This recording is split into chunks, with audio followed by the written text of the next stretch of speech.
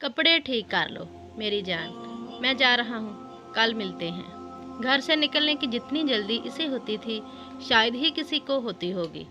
सुबह अपनी बीवी से भी पहले उठकर तैयार हो जाता था।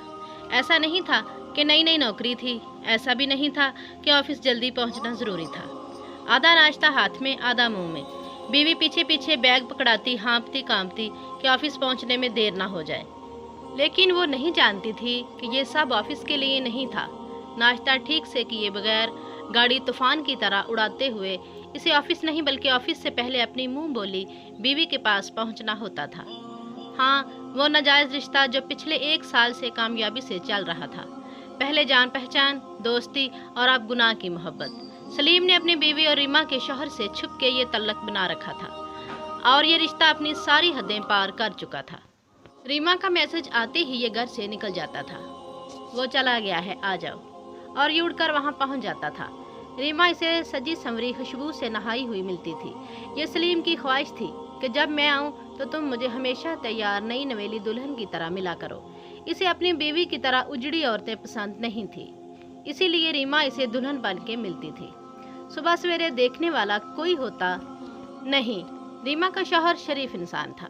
इसे पता ही नहीं था कि इसकी नाक के नीचे ये लोग रोजाना मिलते थे और इसकी बीवी भी उखड़ी उखड़ी रहती थी।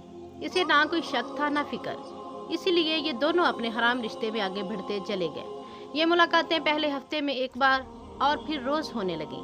अपनी बीवी को ऑफिस का कहकर ये रीमा से मिलने चला आता था और 2 घंटे गुनाह के बिस्तर पर गुजर कर ये अपने ऑफिस चला जाता था।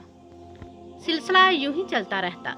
अगर एक दिन वो तबीयत खराबी की वजह से पलट कर ना आता, रीमा के घर से निकलकर ऑफिस जाते हुए इसे सर में शदीद दर्द उठा। इसने ऑफिस जाना कैंसिल किया और अपने घर की तरफ चल पड़ा। दरवाजे पर दस्तक दी तो दरवाज़ा खुला हुआ मिला। दरवाज़ा खुला है, क्यों? वो हैरान परेशान अंदर आया तो बीवी कहीं नजर नहीं आई। अंदर से कुछ आवाज़ आई तो वो बेडरूम की तरफ जाने लगा। इतने में इसकी बीवी अंदर से बोलती हुई बाहर आई, आ जाओ, कब से दरवाज़ा खुला छोड़ा है। और सलीम को देखकर ठिठक गई। दूसरी तरफ सलीम ने इसका जुमला सुना ही नहीं था। वो तो एक टिक अपनी हर वक्त उजड़ी रहने वाली बीवी को देख रहा था। वो जो हमेशा उजड़े लिबास और बिखरे बालों के साथ आदम बेजार सूरत लिए रहती थी, इस वक्त एक दुल्हन का लिबास पहने खुशबू में बसी हुई इसके सामने खड़ी थी। दोस्तों, अगर हमारी वीडियो अच्छी लगी है तो इसे लाइक कर दें और इस तरह की मज़ीद अखलाकी सबक आमूज़ और मोरल स्टोरीज रोज़ाना देखने के लिए चैनल को सब्सक्राइब करें और साथ मौजूद बेल आइकन को प्रेस करके ऑल पे क्लिक कर दें ताकि हमारी तमाम वीडियोज़ आप तक सबसे पहले पहुंच सकें। शुक्रिया।